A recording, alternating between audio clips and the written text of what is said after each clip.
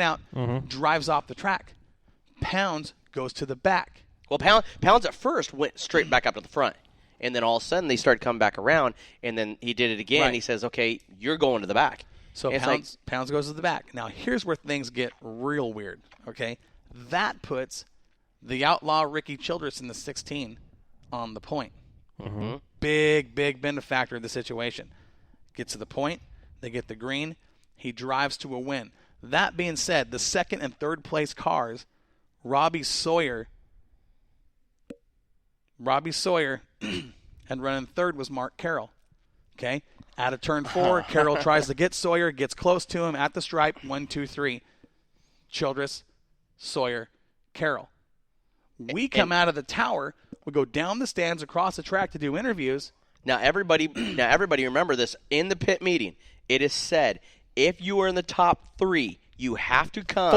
Top four. Top 4. You have to come to the front stretch. You have to come to claim. To be claimed. Carroll finishes third. Pulls off the track. Drives off the track. Does not go to claim. Automatic DQ.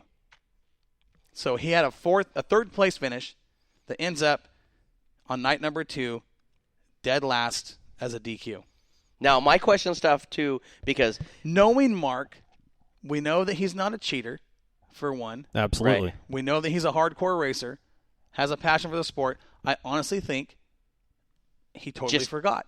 Either that or didn't hear it. Well, and you're just when you're not used to that, when you're not used to having that rule or that mandate, it's easy to forget and drive off. And I'd like to have him call in at some point or get a hold of us and let him explain what happened, because he was spectacular. I mean, he was fast. He was right there with California's best, giving him a show, and had a third place finish and ended up getting DQ'd. Now, that third place spot ended up going to Ethan Dotson, who, when we talked to, knew the 27 car just ahead of him finished third. He watched him drive off the track. Dotson drove an extra lap around and parked in the fourth place spot. He was smart enough to realize, hey, that guy finished ahead of me, just drove off, didn't go to claim. I'm going to park up there and take that fourth place spot.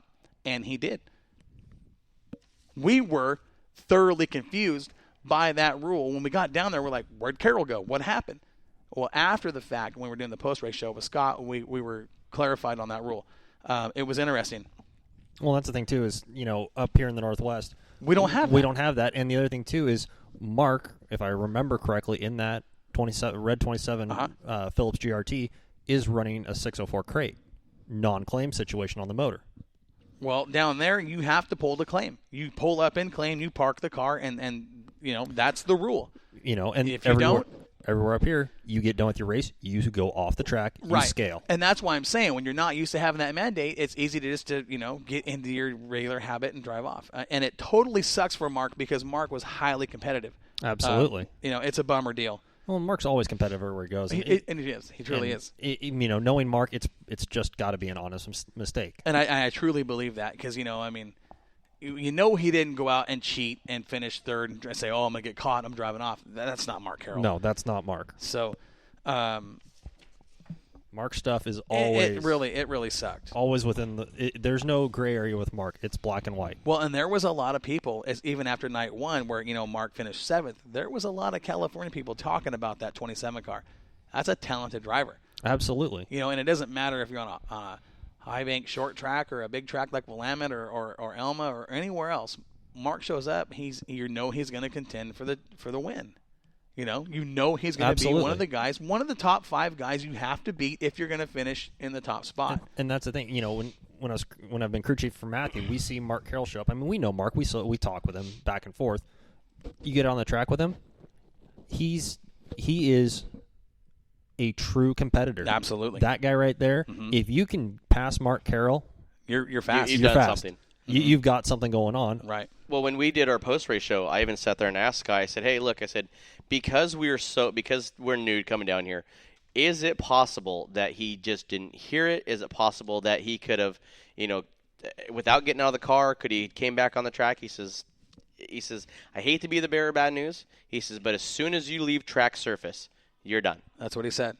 And this is not Schweitzer as a track owner dictating this. These are the rules they have going in. This is the rules the track staff knows. They talk about it in the pit meeting, so everybody's on the same page.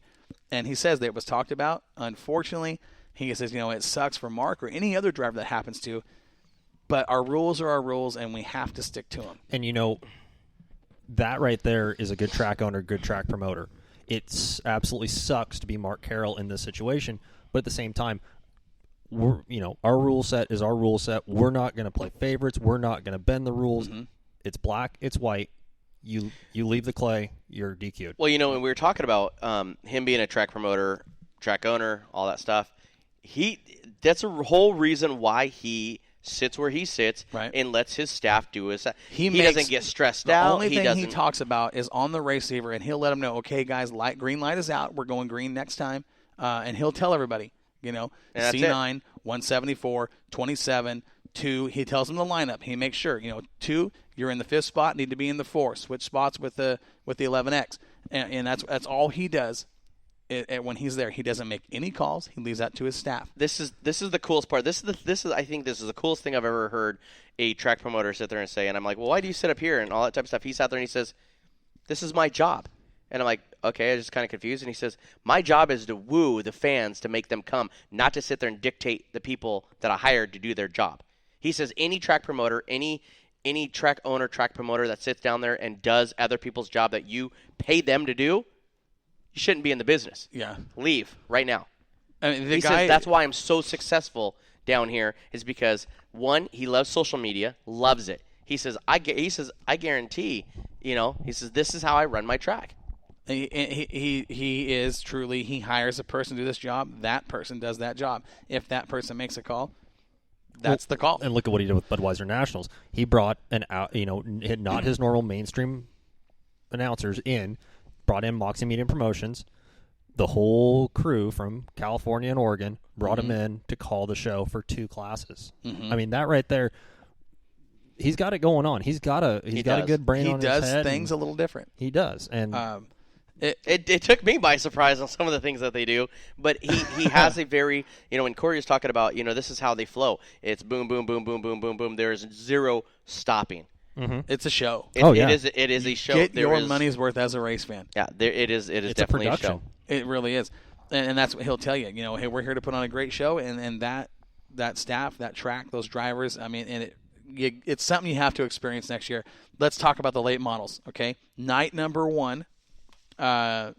We'll run you through the finishing order. Okay, 18 late models on night 1. Your winner, Bobby Hogue. Second, Steve Drake. No surprise, those guys are in the top 2. Absolutely. Okay. Nick Bartels in the number 12 Harley-Davidson ride finished 3rd. Kid had a great run. I mean, he really was. He was smooth, fast, had a good run going. 4th went to Tony Tost, and running out the top 5 was Oregon's own Jeremy Shank. Now, Jeremy Shank learned a lot. He learned a lot. He did. He went from night 1 to night 2 because night 2 he finished 2nd. Yeah, he was awesome. Was on a roll. I believe if there's 5 laps to go, and/or if there was a caution, he might have been sitting on top of that little knoll. Possibly. Now, directly behind Jeremy, when they had a great race going for a while, was the 32B of Clay Daly. Then it went the Sandman, Rob Sanders, Mike Kirby, Bryson James, Lightning Larry Childress, Ron Bartels, Bill Eagleston, Dino Napier, Royce Moll, Matt McKelly, Devin Crockett, Ethan Dodson, Larry Wise, and Guglielmani. Night 1 was a good show. It wasn't bad. Night 2, I thought, was, as a late model race, was a little better. And we'll talk about that because your winner on night number 2, again, was Bobby Hogue. Swept the late models. It's not the first time he's done this. It's the second time in 3 years. Jeremy Shank improved 3 spots, finished 2nd, and he was just ahead of Steve Drake, Tony Tost, and Rob Sanders. Those 3 drivers are very good at Bakersfield. Sanders, Tost, and Drake. So for Jeremy to break out of traffic and get by those guys, I mean, it proves you, on a dry, slick track, you've heard me say it a million times. On a dry, slick track, I don't know if there's anybody better than Jeremy Shank. Well, you look at that, and then you look at what we saw at Clare Cup this year with Jeremy Shank and all the boys from California. Those guys, the names you listed off, and we've talked about before, if you can come up to a Willamette Speedway in an open late model and be competitive, you've got it going on. Right. Some of those names you listed off were there. Jeremy Shank went out the second night of Clare Cup. Well, Jeremy, I'm sorry, we flipped these around. Jeremy was second the first night, fifth the second night. Right. Bryson was sixth on the first night, ninth on the second night. Bartels, Crockett, Daly. These are the people that finished behind Bryson, who was in the sixth spot on night number 1. Was Nick Bartels, Devin Crockett, Clay Daly, Larry Childress, Ethan Dotson, Ron Bartels, Larry Wise, Dino Napier, Matt McKelly, Royce Moll, Paul Guglielmani, Bill Eagleson, Cody Laney, and Mike Kirby. Laney and Kirby are 2 very talented young drivers. Oh, absolutely. Much like Bryson. In the modifieds, they're 2 of the big-time young rising stars in the state of California. Oh, yeah. Then they just went back and ran the Super Nationals at Boone. Those kids, watch them, whether it's a modified or a late model at Bakersfield. I mean, those guys get around. They're good. Mm-hmm. So for both those guys to finish at the back of the pack on night 1 was kind of surprising. We talked about that with some of the drivers there and the fans, and we talked about on the show. Was kind of a surprise to those guys back there, really. Oh, yeah.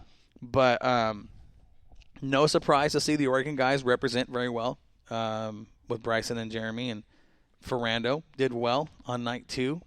Weinbarger was, competitive, but it was one of those deals where, Colin had one of those deals where both nights, it was bad for the pill draw. It was just a struggle, yeah. I mean, you talk about the first night and stuff, and he had an okay car, but you talk about a pill draw, the 71. Well, that was on night 2. Yeah. I think night 1 he drew a 74. Yeah, he was up against the wall. Up against the 8 ball. They got there at 8:00 in the morning. Right. They drove. Sleep. Yeah, he sat there and had to get off work, so they loaded everything up. Literally, him and Gray, drove the 16 hours down.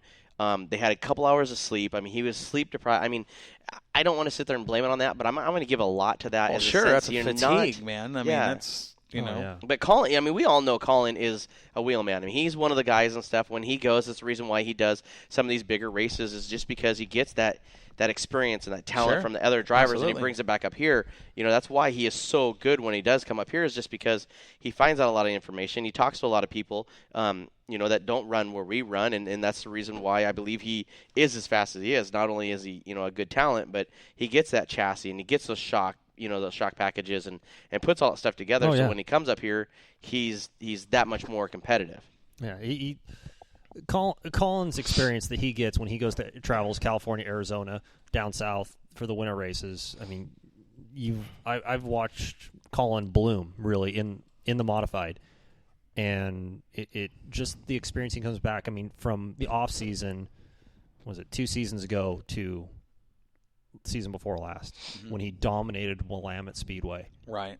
Just that window of him going down to Arizona and to California and everywhere down south and running those races, he picked up so much knowledge down there that it's hard to contend with.